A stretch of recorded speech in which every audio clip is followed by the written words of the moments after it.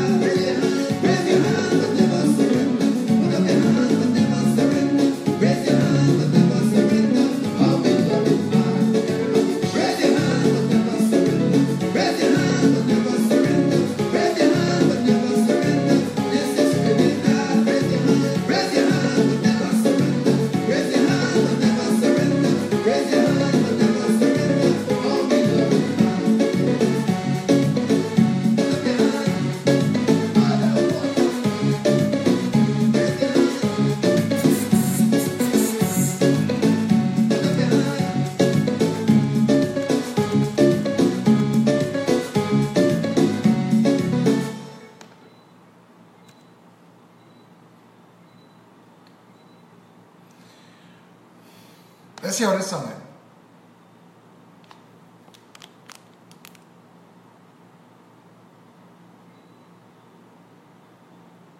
Unfortunately, I would put that down to bad planning on behalf of the port, and I make no apologies for that. I've apologized several times to the people of Tobago. Sininan said, with the return of the TNT Spirit to the sea bridge, a consistent, reliable service must be had.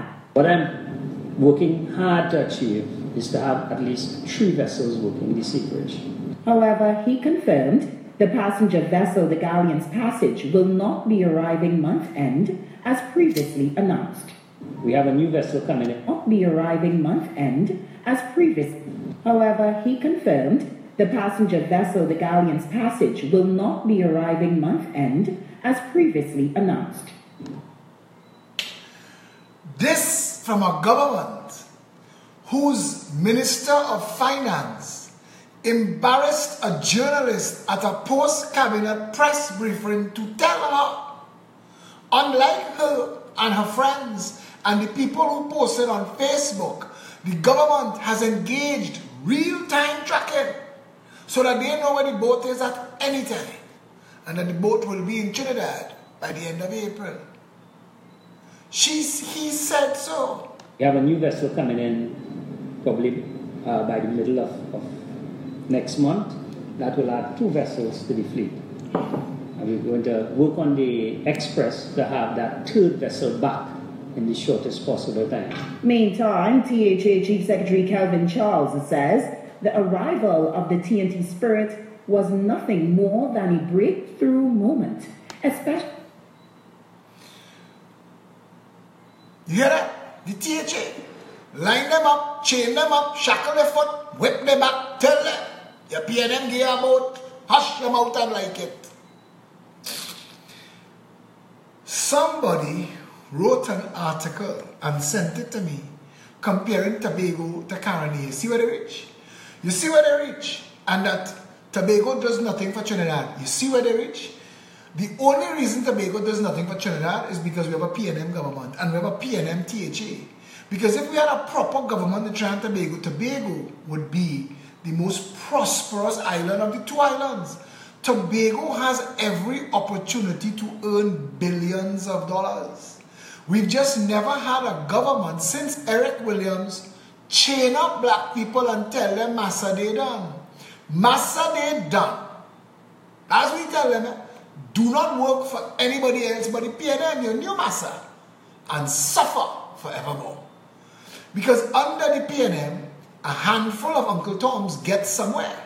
Get to drive a little Audi and thing, not too far up the ladder, just around mid-level. And their job is to tell the rest of them the government nice. One day they're going to have it nice too. The truth of the matter is, Trinidad and Tobago has never, to this day, from independence to now, ever had a proper government. We've never. When we look at things and we put information in the public space, the people just overwhelmed with the amount of information that they get in, can't believe that this is the country that they're living in. Somebody posted today, Lemma McLeod Wilkinson post. Just imagine if you stayed away from work from since September last year to now with an illness, and you bring no proof to your employer about your illness. What do you think will happen? You'll be either terminated or called or visited by the employer. So why are we, the employers, allowing Maxi Coffee to get away with this? Where's the accountability? Where's the honor in them? Heck, we call them Honorable Minister. I think Lemma was being kind. I would have said it worse. Lash them on their back. They have no choice but to take it. I do not know how to phrase again. I wish I could take every Trinidadian on a vacation. Somewhere. Anyway, just take them for a week somewhere. Walk around. See how things work. Come back to Trinidad. Because I think that will be the fastest wake-up call. The vast majority of the people, even though they're seeing it on TV and in the movies and on their smartphones, they still think it's a lie. As Hollywood. It can't be true that trains run on time and buses run on time, and that when somebody commits a crime, within days, that person is brought to justice. that in most cases in civilized countries, if you lose your mind and commit a crime, chances are you're going to walk in the station and give yourself up yourself. Because they come in for you. We're not in Trinidad. I do not want to say more than... You see, people just tell me things, and I just want to share what the people telling me. But I have to be careful to also protect the people. I want you to listen to this before I come back to that. Good everyone. So I'm going to do this video. I want to share this video on too. Right? Some of you all who probably know happened already. I just lost my grandmother. It's an accident. In the Scotland area. So, first and foremost, I'm very probably go on it. For those who know me, know my family, I don't know what's going on, right? I do this video basically to let everybody know how the services in this country. She was hit by a common vehicle, with her vehicle. The guy was coming away from Scotland and left his side of the road and hit her. Motherfucker walked away like normal, and my grandmother had to pass away. Right? That's the hard part about life, very good. Right? But I know she's in a better place right now. I spoke to her when she was on the ground. I had to watch my grandmother die, and this man just got up like normal. I reached on site 5 minutes after it happened. It took the police 20 minutes to reach here from fucking Pinal. Imagine that. From Pinal to Scottsdale Junction takes 5 minutes. The average is around 5 minutes. Them motherfuckers take 20 minutes. From Pinal to fucking Scottsdale. Fire brigade take 20 minutes. The ambulance take half an hour. From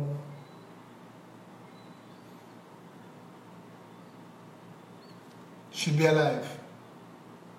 His grandmother would be alive if we had a proper service in the country. I've said to Trinidad and Tobago, our ambulance service is an abuse. It is not a real service. And our people are dying needlessly, waiting on ambulances. He said, from Penal to Scott Road is 5 minutes, it took the police 20 minutes, it took the fire engine 20 minutes, it took the ambulance a half an hour. That's unacceptable. That is unacceptable. We are losing people by attrition, and we're just taking it. We're just sitting back and accepting that for some reason, that his grandmother's life was irrelevant, not important. That the $9 billion we spent on national security this year wasn't meant to cover her. It was meant to enrich friends and financiers of the PNM. Or if the UNC was in power, it would enrich them. Now you have to ask yourself, how this is allowed? An eyewitness to a murder, to a shooting, who does not want to be named, watched somebody get shot and the body collapse. From this person's vantage point, they are now scared for their lives. Them ain't moving. Them waiting for police to come before they can move, and they can't move from where they are because they're afraid they get killed too. They don't want to raise their head. They don't want to dial a phone number. They don't want to do nothing. They're afraid. It took 2 hours. Now this is in a very built up area. It took 2 hours for the police to arrive. And in between the 2 hours, people walk around the body. 2 women rubbed down the body looking for valuables, taking what they could get.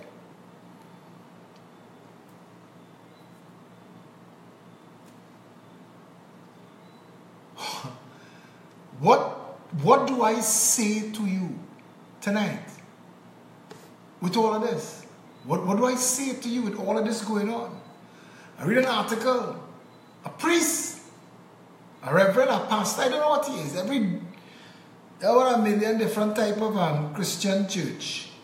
A guy by the name of Reverend Victor Gill says, despite the court's ruling on the unconstitutionality of this country's buggery law, his position has not changed and is warning that the ruling can have serious repercussions, including massive social unrest. Now, he says some things that the Newsday covered. Gill of the Redemption Christian Center spoke to Newsday after conducting service at one of his churches yesterday. He has been one of the most outspoken critics of the law's removal. Now, the law has not been removed. What the courts have said in response to a matter brought before the courts is that the law as written is unconstitutional. Now, you can go back and try and write a law that doesn't violate the Constitution if you like. That's your responsibility. I try to explain to people. Parliament writes laws, and they could write all the laws in the world. Faris could tell you this firsthand. If you write a nonsense law and it reaches before a judge and it cannot be applied, the judge will throw out the law. And he will tell you, this does not apply. It cannot work. This law cannot be used as written.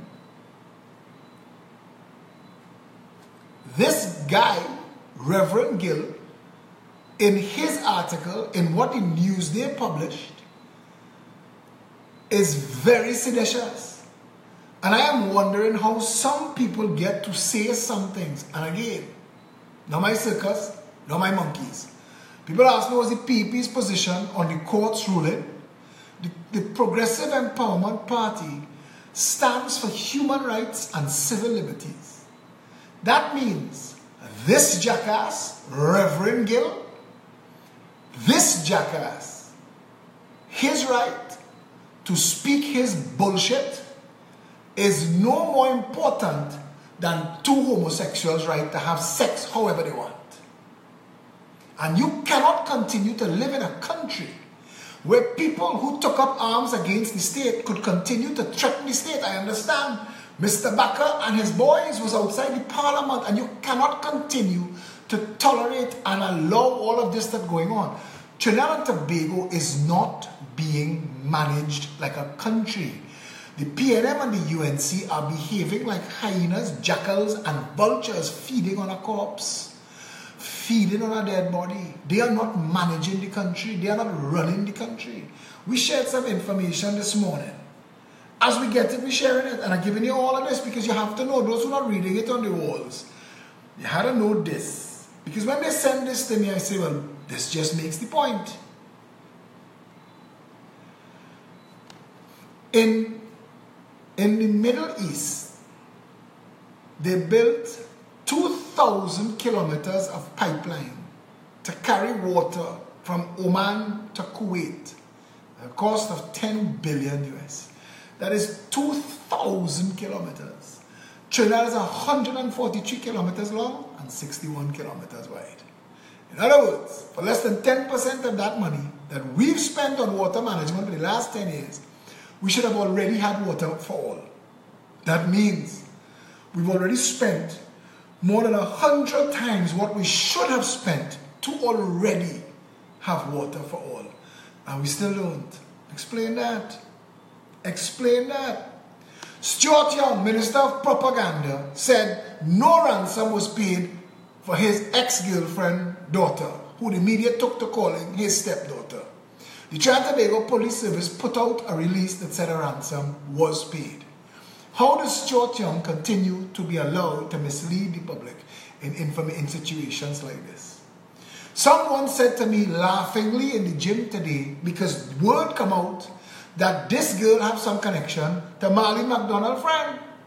And somebody said, half the PNM looking like they're looking to kidnap the other half of the PNM. Monitor that. PNM falling apart. That's your government.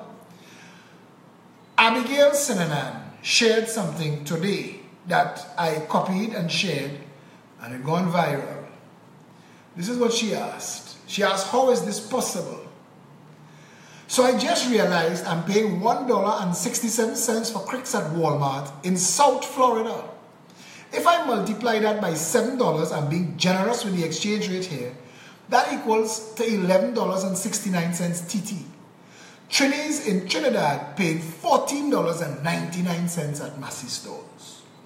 PriceSmart selling a 4-pack for $54. Supposedly you can save when you buy in bulk. That's $13.50 a pack. I'm still paying less in the US for a product made in Trinidad. What's wrong with this picture? What's wrong with this picture? Someone else sent me a picture and she said, how the wealthy and connected in society drive the real entrepreneurs out of business.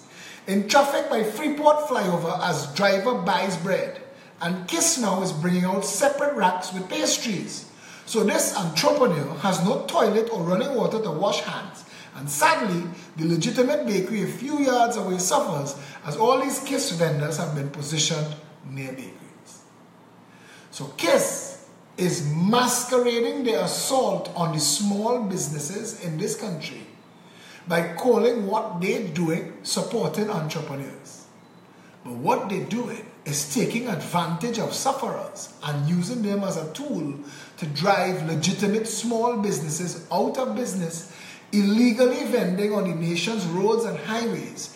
And nobody, not the chief health inspector, nor the commissioner of police, nor the local government minister, regional corporations, nobody doing their jobs. Again, a progressive empowerment party government comes into office, all of these people will have to answer for this criminal conspiracy, because you cannot decide to flout the laws that you sworn to uphold. You can't be both ways. Paying you to do a job. Every single day, in every single region that KISS is allowed to sell, the chairman of the regional corporation or the mayor of that city corporation is breaking the law and facilitating a criminal act.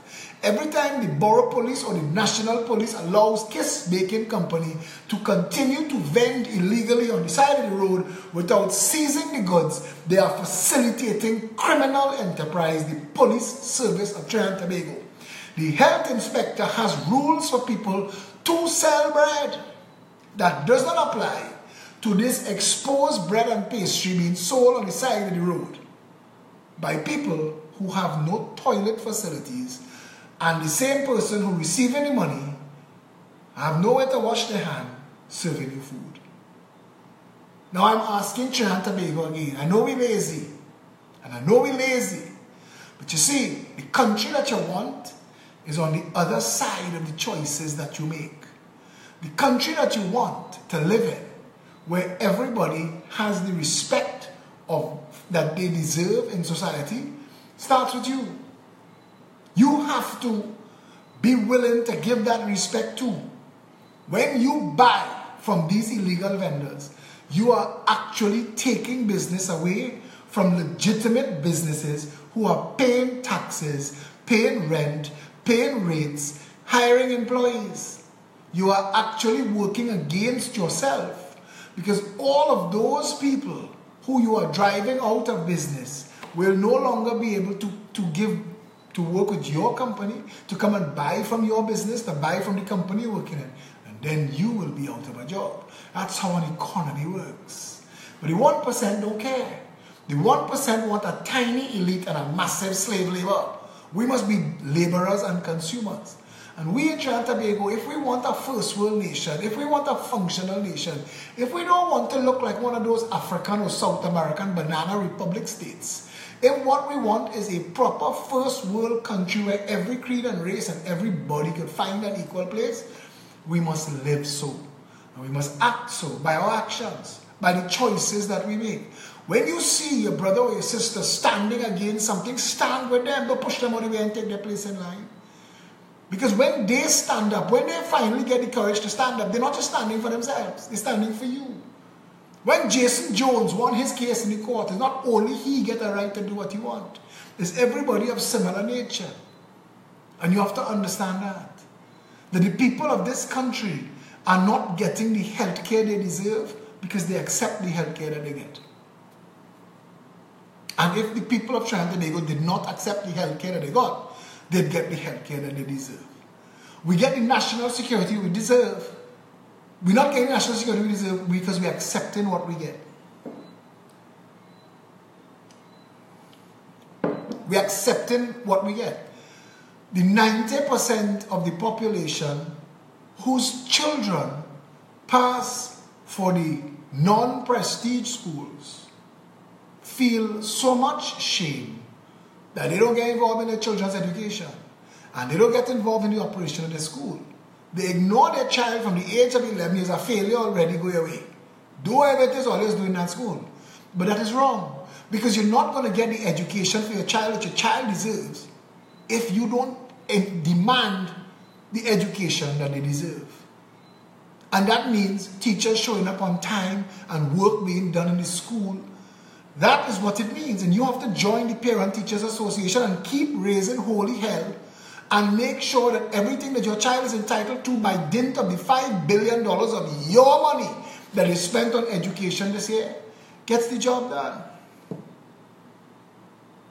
So it's not just KISS and it's not CRICS, because CRICS is cheaper in America, because Colm Imbert and every failed minister of finance we've ever had who has failed to diversify the economy away from the energy sector alone has left us as a slave nation where we trickle down the value of the money, and you are the middle level and the lowest level. You have to just take jam because you're paying double and triple taxation.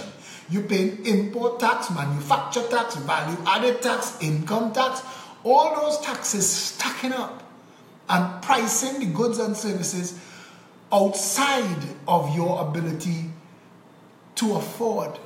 It has become comical based on what Abigail posted today.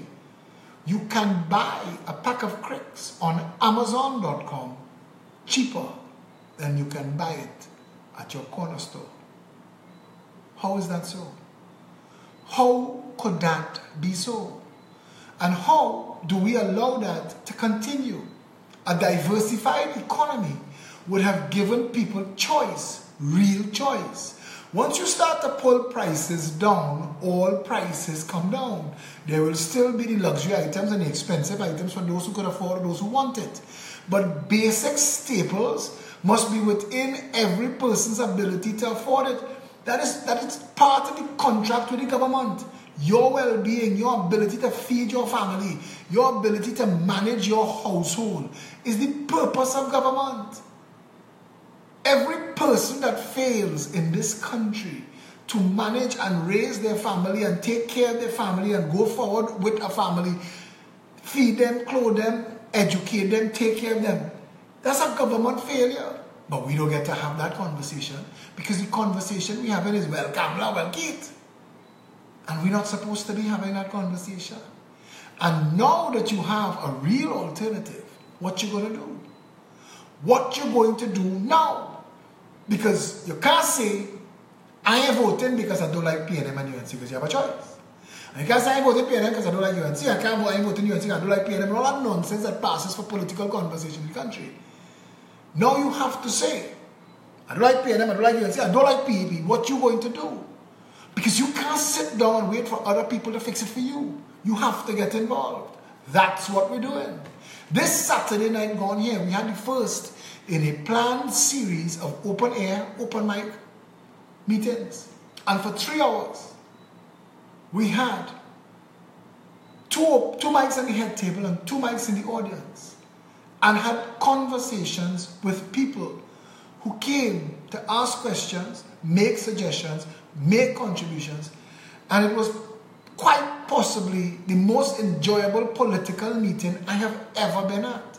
The exchange of ideas, the camaraderie in that meeting gave me renewed hope for Trinidad and Tobago. This Saturday coming at 2 o'clock, we're in Princestown. We're in the JRD Convention Center in Princestown. I want to find that address correct and give you the whole address, street name, everybody, so that you know and you could find us and you come out. But come and be a part of the conversation. Listen, it's not going to change until we change it. JRD Convention Center is at 34 St. Croix Road, Princestown.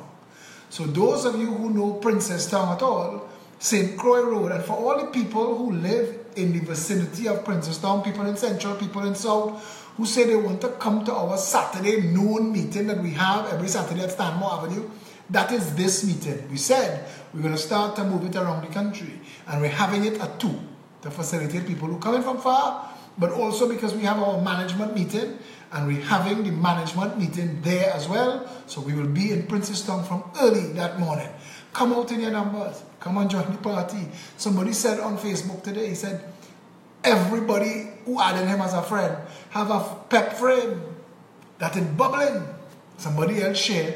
PNM talking head Aisha Wells crossed the floor, now she talking for UNC. Somebody else shared. Fuad Khan dressed up like a Rasta man, talking with an accent, making an ass of himself. They've run out of ideas. I'm not yet about to talk them, but they've run out of ideas. Neither of those two parties are coming to you and saying, this is what's wrong and this is how to fix it. And you know why? You know why they're not doing that? You know why they can't answer our 21 policies at a glance document and brace? Part 2 coming out soon. But you know why they can't answer those 21 policies? Because the minute they debate it, the people will look at them and say, but why didn't you do it? If you know this, why didn't you do it? Worse, if you know how to do it better, why didn't you do it? Why didn't you, when you had the power to fix this country? Why didn't you? So they will attack me personally.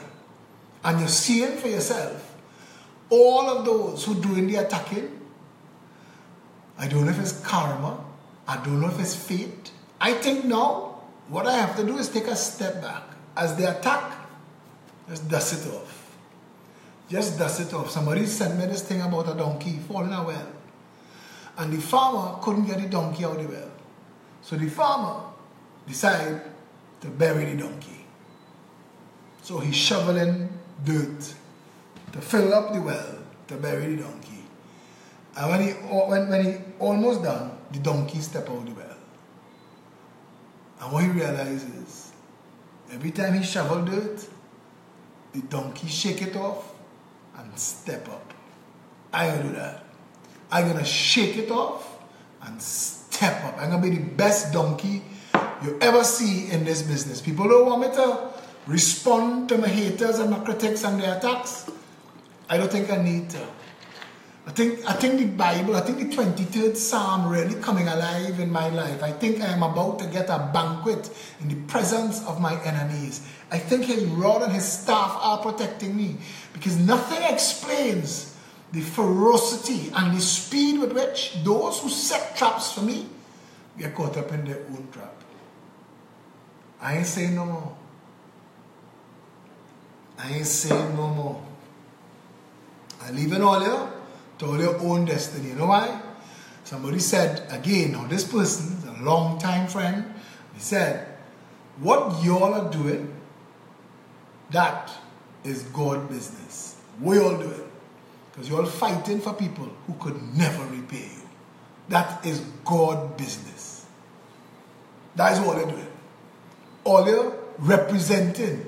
Every religion that have any belief in anybody that will stand up for the weak and the poor and the homeless, the dispossessed, those at risk, they're supposed to pile on with you right now. Because y'all are doing it. Y'all are doing it. And even though fellas like Anthony Maraz don't believe in God and don't believe in the devil, and he think that because he nice and he's a strong man and think he will be safe forever, that is good for you, Anthony. And I want the atheists and the agnostics to also have their right to what they don't believe. But I want my right to what I believe. And I think that, as Khalil Gibran said, live your own life. Rip off your garment. Just don't throw it in the next man's path. I love that. Make your own road if you have to. Live and let live. Let other people live their lives. We all on a limited time journey. And as long as other people... This is why I have no problem with the weed smokers. I don't smoke weed. I can't smoke weed. The people who know me will tell you, 2 drinks. They take me out Saturday night and 2 Guinness and a stupid. I can't drink. So if I smoke, I'm in trouble. I have no problem with the weed smokers. I have no problem with the LGBTQAWXYZ. I don't put myself in that. How people choose to live, who they choose to have sex with, and how, as long as it's consenting adults, 1, 2, 3, 4, 5, don't bother me. Because I don't want nobody getting bothered about my sex life. I think that we all entitled to our lives.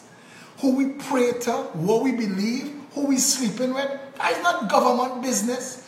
How that become a law in Trinidad and Tobago in the first place, I would like to have been at that debate. Mr. Speaker, today we would like to discuss bumsy love. Of all the things that are important in the development of the country, we would like to stop and bring as a matter of urgent national importance men interfering with other men's bumsies. Do you know in this country in the 80s, when the rest of the world had realized the stupidity of having laws that regulate sex between adults, when they realized that lesbians didn't bully each other, I had to say it so, that there was no way to charge lesbians, they had to write a new law. I would love to read, and if any of the people who do the research for the PEP, if any of you could find that Hansard, I don't want just the law, I want the debate. I want to hear big men and women talking about vagina stimulation. And I want to see for myself the justification for that being a law in this country. Somebody ought to show me how big men and women find themselves in the parliament to debate how people pleasure themselves. If this country was never mad before, it was mad then. That is madness. That is madness. You have to be the most tiresome and depraved to be concerned. I see people all the time, and it never crosses my mind what they might be doing sexually. Of all the things that I could think about, that is not the thing that crosses my mind. This Pastor Gill need to think about how to get more money from poor people so he can live nicer. Because that's what those pseudo-Christian churches do. I watched this big head pastor build a submarine restaurant and a palace for himself, spending church money advertising his 2 pasty-faced daughters all over the highway and the exam results. Like I give a shit about that. And I know they have followers because they beat them people into a frenzy to leave their home, their work, their job, their whatever responsibility they had to come and march in town in a furor. That not people trying to bull them, you know. Not that. That people bullying one another. And they're not included. Maybe that's what they're vexed for. Because how is that your business? How is that your business? Why don't we have a sexual authority where if you think you're going to have sex tonight, you're going to need to apply for a permit. And you should write down all the positions you intend to try. So that we know you're not breaking the law. I want to know how this Pastor Gill comes to equate other people having sex with other people and his violence and wanting to overthrow the government and violence in the society.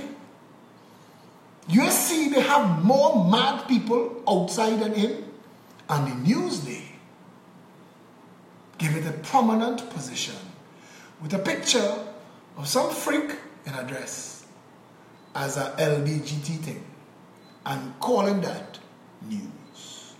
That's news. Look where we reach. Look what passing for leadership in this country. Look at where we are. Look at what is preoccupying us. When there are issues, we raising it. We raise the issue of breadfruit. Breadfruit. The benefits of breadfruit. Gone viral. These things are the things now that people are sending viral. They're loving the fact that they're getting this much information. So obviously, political parties are in trouble when election call, unlimited benefits. Unlike rice, potato, wheat, and even cassava, breadfruit is low glycemic, meaning that it stabilizes blood sugar by releasing its energy properties over time and not in one lump sum, making it a super healthy dietary staple. Plus, it's sturdy and hardy and can stand up to the rigors of processing into flour, chips, or consumed in place of other starches. Ever had a real Trini oil dump? How about breadfruit pie or roast breadfruit? If yes, then you know how good breadfruit tastes. But you can steam, fry, curry, and stew it, and it is amazing. The purpose of this post, though, is to ask, why aren't we growing breadfruit by the tens of thousands? It grows on a tree and needs no watering, no pruning, no weeding, no fertilizing, no maintenance. Just plant it and harvest it for decades to come.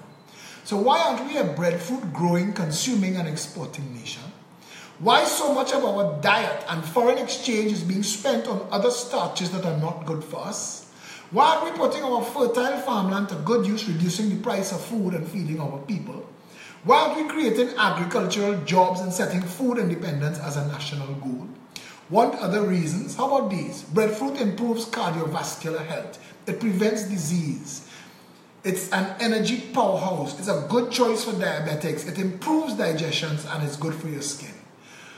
The food export market is in the billions of US dollars worldwide. I ask again, why isn't the Ministry of Agriculture and Food Production leading the way in farming for export and job creation? Why aren't we creating goals and targets, employing partnerships with farmers for supply and export? This is the type of conversation that you're supposed to be getting in the Parliament. Mr. Speaker, of urgent national importance, it has come to our attention that a pack of cricks is cheaper exported to America, warehoused, trucked, packed, merchandised, and sold out of Walmart than it is in Trinidad and Tobago, where it is manufactured and packed on our shelves. Mr. Speaker, that is a matter of urgent national importance, and I will tell you why. Because not only should it be cheaper in the land that it is manufactured, we live in a country where the value of the money in people's pockets is the exchange rate is 1/7 of the US dollar, and the value is 1/15. In other words, a person in Trinidad and Tobago has to work 15 times longer than a person in the United States to be able to afford the same thing. So something is wrong there. And as we've already set them up to fail, how is it that the cost of food in this country is so expensive? How is that? Mr. Speaker, as a matter of urgent national importance, I put to the nation that food independence, food self-sufficiency, and affordable cost of living should become job one, conversation one, the thing that preoccupies us most, not who bullying who. Because that don't matter. That don't matter. If you read the WhatsApps you get, it's like these fellas, now that it's legal, they're looking to jump the wall and bull you, your dog, your child. Where does this madness come from? Where does it come from? You don't have to be... I don't eat wild meat. I don't like it. It's not my style. And to be honest, if I had to have an opinion on it, farm it at least. Stop eating the country dry. But that's my position. I can't, as long as it is legal that you could eat your wild meat and Coleman and Ganga and them could import from Guyana, I can't get involved. I can't have an opinion. I can't. And it took me a while in life, like when I used to pass all these pipers and sprangers by the corners, by the traffic lights begging for money. And I used to have a how to get their money. I don't want to give them no money because they want to spend it on crack, on drugs. And I want my money going by no drug lord. So I used to pass them straight. But my compassion and my conscience pricked me that supposing these people hungry, boys, supposing they need a medicine, supposing they need something. I'd say, you know what? All right. So then for a couple years, if I see somebody begging, I'll stop and buy them something and give it to them and tell myself, right, at least I didn't get them money. I get them something to eat. And then I'll find out they're going to sell what you buy for them to eat to get the drugs. So I say, nah, I ain't doing nothing again. But my conscience and my compassion still pricking me. And a friend of mine who is today a senior member of the clergy said to me, the perfect act of giving stops at the gift.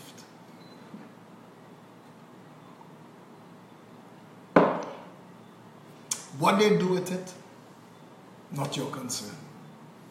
And since then, if I have some spare change, I see a begging, for my conscience, for a better nation, hoping that at some point it will impact or help, all that. No problem at all. Those to whom much is given, much is expected. It is not enough to walk through this life heavy on the earth, gathering and consuming, and making yourself feel like the biggest swinging dick in town, when at some point cockroaches and worms will be in your ears and up your nose hole. If you don't want that, let them burn you in a box. But still, at some point, the game ends. All the pieces go back in the box.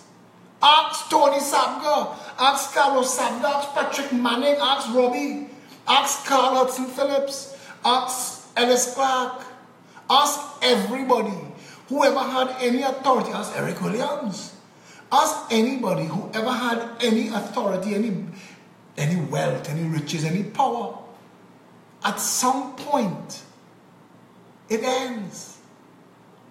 It ends. You have a time in your life to do the best and be the best that you could and be, because it ends, it passes, it runs out. If in that time you could make a better world because you were here, imagine what this country and what this world would be. Imagine if everybody, instead of trying to get all and keep all, would tripping over themselves to share with each other. I know this is not the kind of talk some of y'all want to hear. Some of y'all want to hear eye gouging, ears pulling, bacchanal. But that's not serving us. We're getting nowhere. We've done that for 56 years. We've been having the same conversation for 56 years. At some point, we, the people of Trinidad and Tobago, have to say, the racism is a race. We can't win. At some point, 500,000 Indian and 500,000 African, 10 years, 20 years, 30 years, 40 years, 50 years, still have to live together. Stop the foolishness. Stop getting chained up. Stop letting people fool you into believing that for some reason, if a next man eating well, you're supposed to starve.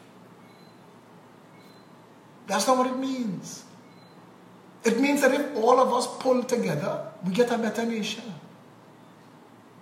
I've actually heard in the recent past people who've used different platforms to say bad things about me. And I would normally respond, I left it alone. Besides, I having a little more peace in my life, I didn't give them any mileage. And they failed. And like the trolls on the wall who don't come anymore if you ignore them, they found other things to do with the time. I'm not engaging you. I'm not engaging. Unless you want to talk to me about a better Trinidad and Tobago, unless you want to talk to me about ways and means to fix this country, I'm not engaging you. You stand up in your corner, piss on your foot and bad talk me while you're doing nothing for nobody. Life seeing you. People seeing you.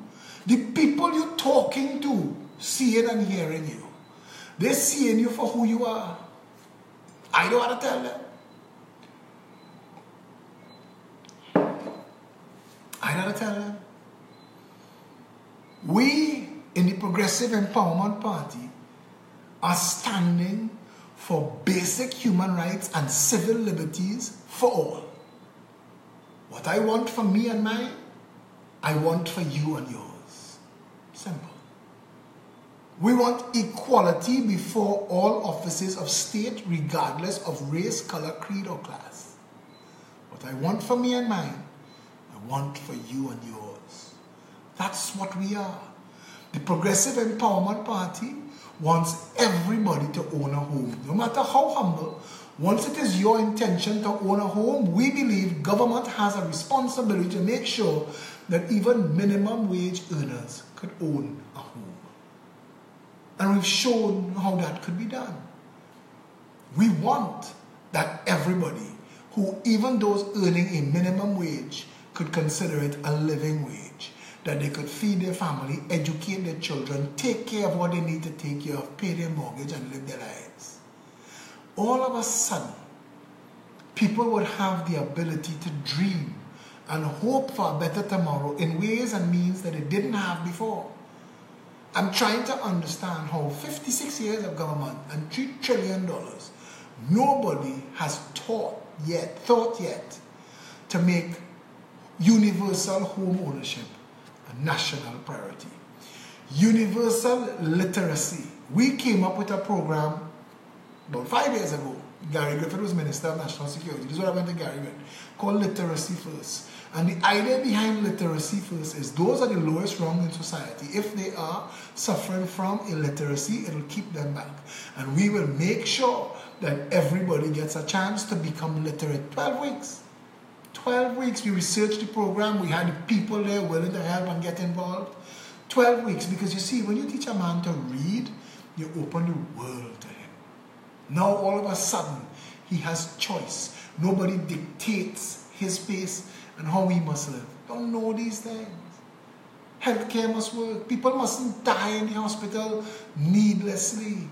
People mustn't die waiting on ambulances. Healthcare must work. It must be in easy reach. It must be 24 hours a day, 7 days a week. You'll have heard us say this, we say it again.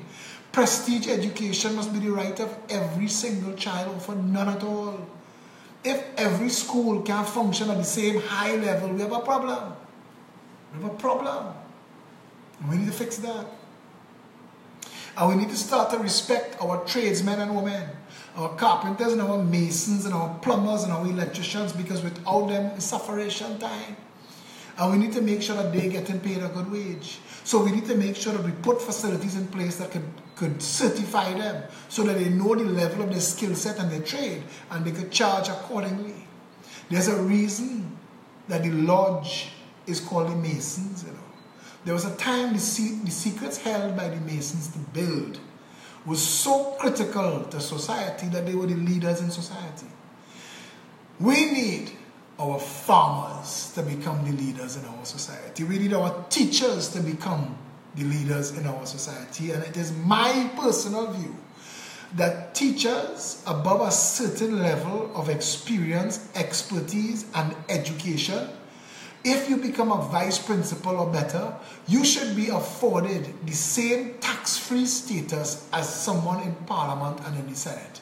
Because chances are you've invested a hell of a lot more in the country and have done a lot more with your life for a vastly greater number of people than any of those people sitting in that Parliament making all noise. Police officers too. If you reach above the level of superintendent and you have a stellar, unblemished career, tax-free status.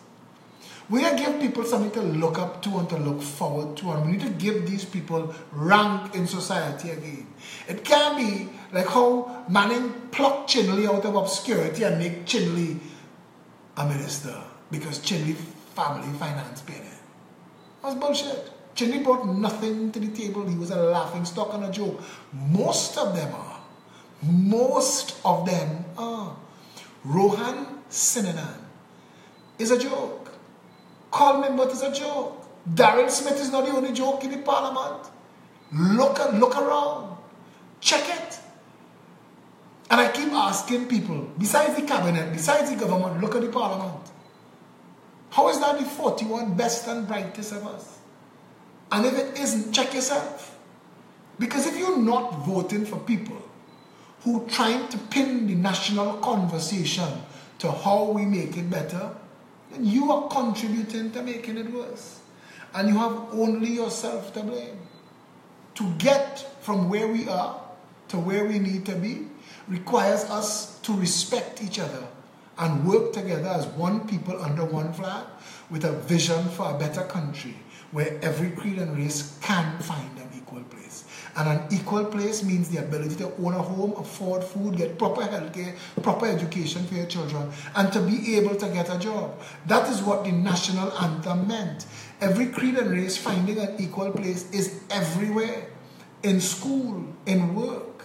We must make it so that everybody has the same access to the same high standards. Because if we don't, we are creating the same muck and mire and drowning us all. All of the things wrong with society is fruit of the poison tree that we diligently water in every 5 years, staining our finger to vote for corrupt, racist political parties.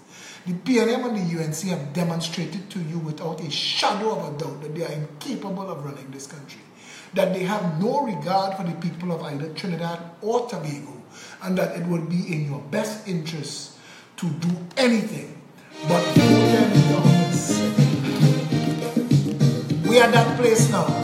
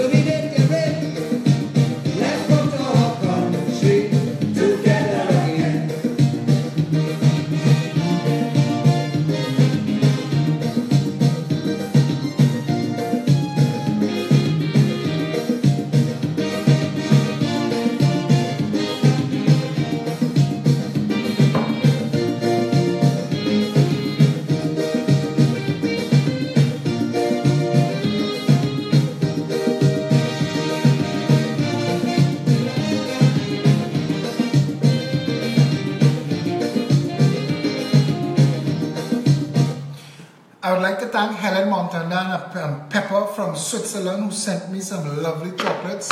I don't drink much and they were very alcoholic and they got me drunk. Thanks a lot for that. No, but they were really nice. I'm just joking. Thanks a lot for the chocolates. I'd like to thank all the PEP members who continue to work so very hard for this party.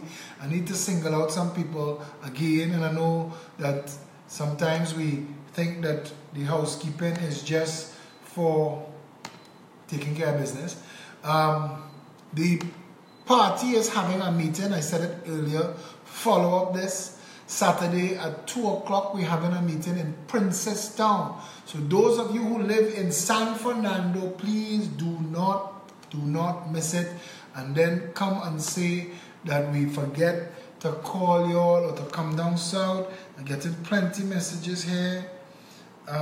Yeah, so I'd like to acknowledge the hard work of Ali G, the head of our overseas chapters and the head of New York PEP. Well, thank you, Ali, for all the hard work you do. Ali's a part of the management team that builds the Progressive Empowerment Party. She and Kenneth Luke are diligent in their attendance at Saturday meetings. They're away, they're outside of this country, and they still, and people like Maya Khan too, and even Carlene, not Carlene, just I'll give you her name now. God, everything's slipping out of my head. I would like to acknowledge Usha Debidin, Sean Sunarayan, Shari Wilson, Shana Melissa, Satish Ramsaran, Sarah Nabi, Ryan Chinsang, Rohan Sang, Richard Blaze, Anne-Marie Dulal, Maya Khan, Lima McLeod Wilkinson, Limoy Chen, Kenneth Luke, Janice Leamon Cricky, Giselle Jordan Young, Felicia Holder, Dilwood Braffett, Debbie Lee Jaikaran, Dave Lux, Tony Defoe. When people ask you if the PEP is a one-man party, tell them yes, one man at a time. All them names I just called. And that's just the management thread. We have so many people involved in this organization, building out your party. We need to also acknowledge all of the people who contributed to the chairs. We had a drive to raise some chairs. One gentleman bought the PA, and I want to thank him when we get it in our hands. I'll show it to you all. To the people who contributed to chairs, 1 chair, 2 chairs, 5 chairs, 10 chairs, thanks a lot. We got the 100 chairs. We used them this Saturday for our first open mic. And very soon we're going to be calling for another 100. We will do that again. So those who miss out on the opportunity, yeah, you will get another opportunity soon. I'm being told, right, there's an ad that I'm supposed to share. Look out for the 411 video. That's the Tuesday night video. And as you know, there's a show now, a pep show on Tuesday night that is hosted by Tony Defoe. He's the head of Pep Media. And look out for that on Tuesday night. So chances are I won't be doing a show on Tuesday. Frontlines on a Thursday we have Frontline on a Thursday hosted by Pep PRO, Janice Lemon Cricky, and co-host Chairman Felicia Holder. And they're dealing with food production and farming this week, I believe. That's the Thursday night show. We're going to be doing a news desk, regular news desk show, and a newsletter. We're working on all of those things. So a lot of things happening at the same time. And, which leads me to this, if you would like to be involved in any of the things that we're doing in the Progressive Empowerment Party, please make yourself available to any of the people on the thread. You can send me a message, email peptronbego@gmail.com. Before I wrap it up, Kevin DeFreitas is the producer. Those of you who follow the Thursday show that we do on 104.7 with Robert Amar, Kevin DeFreitas is the producer, and there are times you've heard me interact with Kevin.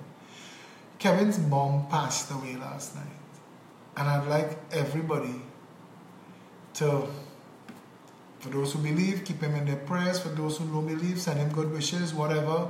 But he's, there's a hard road, there's a hard time in the road, and I know he's taking it seriously. But Kevin is a real good guy, and I wanted to acknowledge that. And we have a member, Anne, who she suffered a stroke, and she's battling with that right now. Keep her also in your prayers, please. And yeah, peptronbego@gmail.com. That is the party's principal email address. If you want to contact us, send an email there, and people will be in touch with you, the right people. I have had a migraine since about 7 o'clock today. So if I'm looking like an offbeat at all tonight, it's because of that. PepTT.com, that's the website, PEPTT.com. We have an app, Pep app, PEP is available on all the app stores free of charge. 3474 PEP. That's the hotline if you need to get in touch with us. I want you to hold on for a minute just now because I'm getting some information.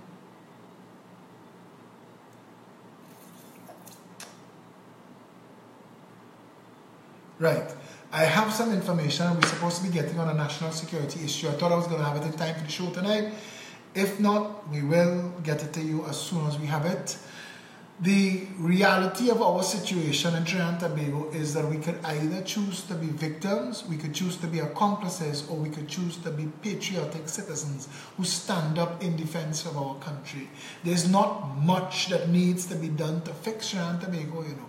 You'd be surprised how quickly we could turn this around, how fast food production and tourism becomes national. The people are poised and ready to get involved. We could get so many people actualized and working. This country could become a hub of alternative energy development. Wind farms, tidal generators, solar arrays. We could become a mass producer of that. We could do joint ventures with international businesses for assembly and manufacture right here in Trinidad and Tobago. Food production, food processing. We could become, in a heartbeat, the #1 tourist destination in the world. Shipping, turnaround, shipping, anything to do with shipping and ship management right here in Trinidad and Tobago could be a multi-billion-dollar industry. A marine university in Chaguaramas is the plan, and we hope to be able to build that so as to allow for the establishment of downstream industries in any type of marine, from massive shipbuilding and repair, engineering, engine work, to fine craft and sailboat and pleasure boat building and maintenance. That would create so much employment in the country, but more importantly, it would generate so much revenue, because we'll get tens of thousands of pleasure craft wanting to be housed here, because it would save insurers like Lloyd's of London billions of dollars a year lost to hurricanes and storms. And instead of parking them in Antigua and Grenada and St. Kitts and wherever, they'll come to Trinidad. Because here we insulated, we're outside of the hurricane belt. And all of these things you need to know and understand. And Trinidad and Tobago is only as it is, how it is, because there is a small group of people who want you as consumer and laborer. They want to dictate the value of the money in your pocket. They want to dictate the service you get in the bank. They want to dictate the level your child could get education-wise. They want to dictate what you're entitled to, and you're entitled to nothing better than that. The cost of the food on your children's plate. They want to dictate that, the kind of jobs you could get. It is insane that we've allowed this to continue for so long. And I'm surprised that nobody else has ever stood up and unmasked and named these mocking pretenders that have made a cesspool of our country. You want a better nation? Stand up. Just stand up. All you have to do is stand up. Stand together. Join arms, join hands, one people under one flag. The day the power structure recognizes that the people are standing together is the day the game begins to change. We've shown you that we know how to, and we're committed to the journey to repair and rescue Trinidad and Tobago. You want a better nation? Stand with us. Till I see you again, stay safe, Trinidad and Tobago.